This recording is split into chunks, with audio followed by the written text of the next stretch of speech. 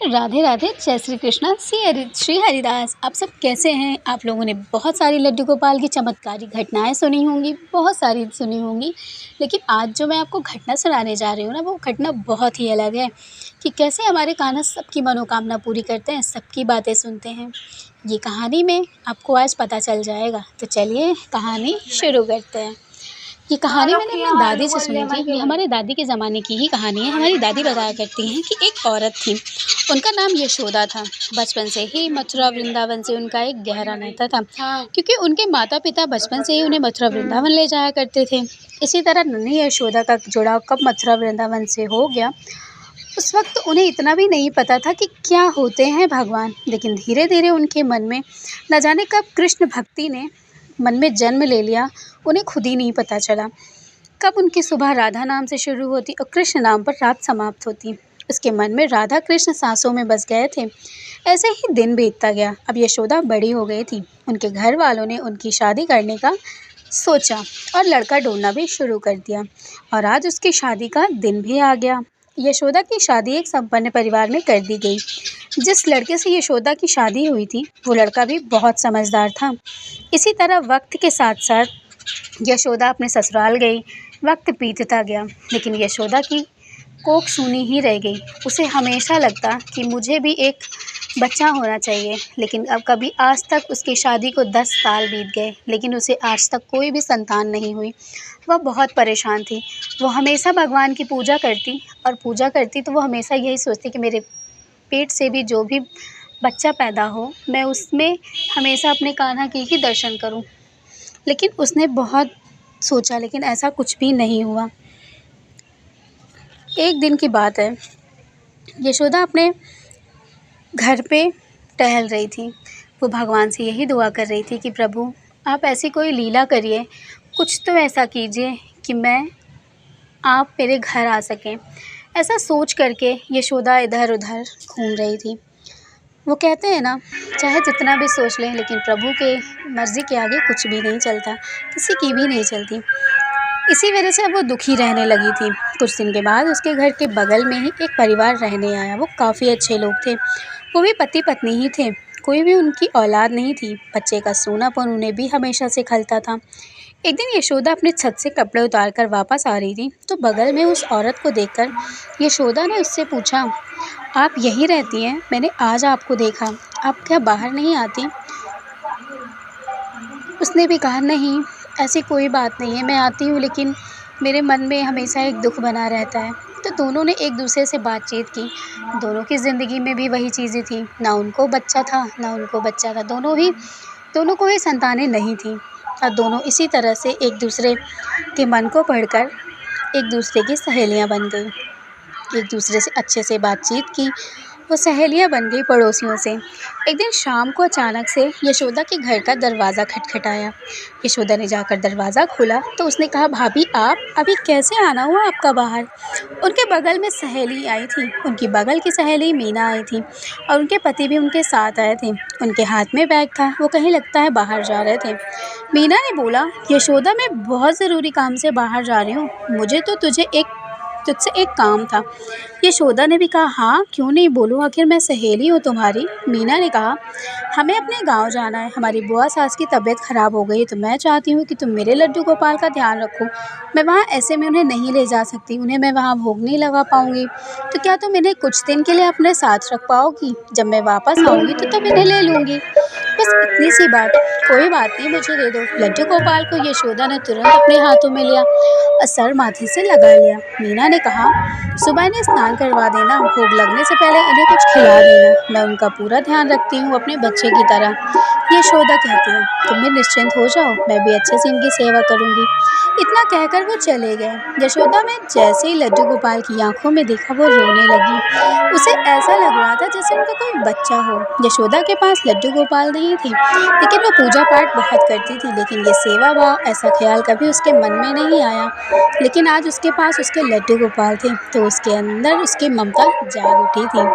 अब यशोदा रोज़ जल्दी जल्दी उठ जाती थी, लड्डू गोपाल को स्नान करवाती, वस्त्र बदलती, उनके लिए खीर बनाती, उन्हें अपने बच्चे की तरह खिलाती, उन्हें थपकी देकर सुलाती भी थी, उन्हें अच्छे अच्छे भजन भी सुनाया करती थी। यशोदा का ऐसा लगाव देखकर उनके पति हैरान थे, क्योंकि यशोदा रात भर नहीं सोती थी, इसलिए कि उनके लड्डू गोपाल को कोई तकलीफ़ तो नहीं है।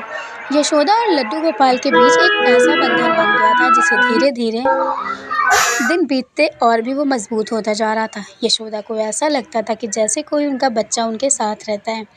इसी तरह कब 7 दिन निकल गए पता ही नहीं चला। एक दिन यशोदा घर में भोग बना रही थी, तो दरवाजे पर एक बार फिर से खटखटाहट हुई। यशोदा दरवाज़ा खोली तो बोली, अरे भाभी, आप इतनी जल्दी आ गई। मीना ने कहा, हाँ, 7 दिन के लिए तो मैं गई थी, अब आज 8वां दिन है तो मैं आ गई। वैसे भी तुम्हारे पास लड्डू गोपाल थे ना, इसलिए तुम्हें पता नहीं चला कि दिन कैसे बीत गए। अब लड्डू गोपाल मुझे दे दो। यशोदा का मानो जैसे प्राण निकल गया हो ऐसी बात सुनकर। ऐसा लग रहा था जैसे उनके कोई प्राण मांग रहा हो, लेकिन यशोदा ने बिना मन के दिल पे पत्थर रख लिया और लड्डू गोपाल को आंखों भरी आंसू से उन्हें दे दिया। यशोदा को मानो हंसी खुशी उसके ज़िंदगी से सारी खुशियाँ चली गई थी। मीना लड्डू गोपाल लेकर अपने घर तो चली गई, लेकिन फिर यशोदा ने अपने मन को समझाया कि जिनके थे वो उन्हें देना ही था। इतना सोचकर यशोदा वहीं बैठी ही रह गई। वो शाम तक ऐसी ही बैठी रह गई। शाम को जब यशोदा के हस्बैंड घर आए तो यशोदा के उतरे हुए चेहरे को देखकर पूछा, क्या हुआ? तभी यशोदा ने सारी बातें उनसे बताई और कहा, वो जो मेरा बच्चा है ना, मुझसे छीन कर ले गई। मैं नहीं जी पाऊँगी उनके बगैर। वो मुझसे कुछ कहना चाहते थे। मुझसे इतना कहकर वो रोने लगी। यशोदा के पति ने कहा, तुम रो नहीं, हम तुम्हारे लिए लड्डू गोपाल लेकर आएंगे। हम आज ही बाजार चलेंगे और एक अच्छे से लड्डू गोपाल लेकर आएंगे। यशोदा ने कहा, नहीं, मुझे लड्डू गोपाल, वही लड्डू गोपाल चाहिए। फिर भी उनके पति ने कहा, तुम परेशान मत हो, हम शाम को घर चलेंगे ना बाजार, तुम परेशान मत हो, ठीक है। यशोदा बाजार गई। बाजार में बहुत सारे सुंदर सुंदर लड्डू गोपाल के विग्रह थे, लेकिन एक भी लड्डू गोपाल यशोदा को पसंद नहीं आया। मुझे वही लड्डू गोपाल चाहिए, यशोदा ने कहा। फिर उनके पति और यशोदा दोनों घर चले आए। इसी तरह उदासी से दिन बीत रहे थे। एक दिन फिर बेल बजी। सामने मीना खड़ी थी। मीना ने फिर से लड्डू गोपाल को यशोदा को दिया और बोला, तुम मेरी दोस्त हो ना, तो तुम एक फिर से लड्डू गोपाल को कुछ दिन के लिए अपने पास रख लो, लेकिन मुझे बहुत ज़रूरी काम से मुझे बाहर जाना है, तो इसलिए मैं चाहती हूँ कि तुम लड्डू गोपाल को 15 दिनों के लिए इस बार अपने पास रख लो। तो मीना इतना कह के चली गई। लेकिन फिर यशोदा ने कहा कि अब तुम चाहे 15 दिन के लिए जाओ या 15 महीने के लिए जाओ, कोई फ़र्क नहीं पड़ता, जाओ आराम से आना। इतना सुनकर मीना को थोड़ा अटपटा सा लगा। उसने कहा, ये क्या बोल रही हैं? फिर भी उनसे ध्यान नहीं दिया और वो चली गई। यशोदा का फिर से वही शुरू हो गया। वो लड्डू गोपाल को भोग लगाती, लड्डू गोपाल का इतना ख्याल रखती, ना सोती ना जागती, बिल्कुल भी ऐसे ही रह जाती थी। वो तो कभी कभी अपना ही ख्याल रखना भूल जाती थी लड्डू गोपाल के ख्याल रखने के लिए। उनकी सेवा भाव में वो इतना ज़्यादा डूब चुकी थी कि उसे अपने पति का भी ख्याल नहीं था। इसी तरह से वो बहुत खुश थी अब लड्डू गोपाल को पाकर। 15 दिन कैसे बीत गए पता ही नहीं चला।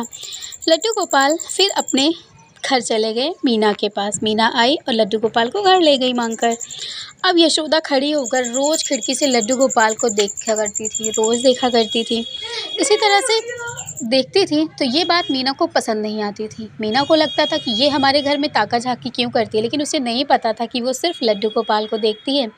उसे ये चीज़ें नहीं पता थी।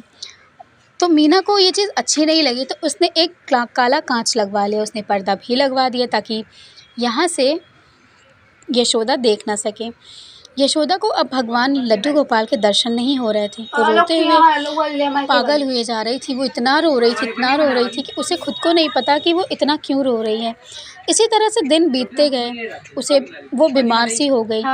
अचानक से उसने कहा कि हे लड्डू गोपाल, मुझे दर्शन दो, वरना मेरे प्राण निकल जाएंगे। आखिर तुम मेरे बेटे हो ना, तो क्या अपनी माँ को दर्शन नहीं दोगे? और आपको यकीन नहीं हुआ कि एक ऐसा चमत्कार हुआ कि उसके घर की दिशा ही बदल गई पूरब से पश्चिम की ओर। अब यशोदा को उनके घर में सामने उनके कमरे से कान्हा दिखाई देने लगे।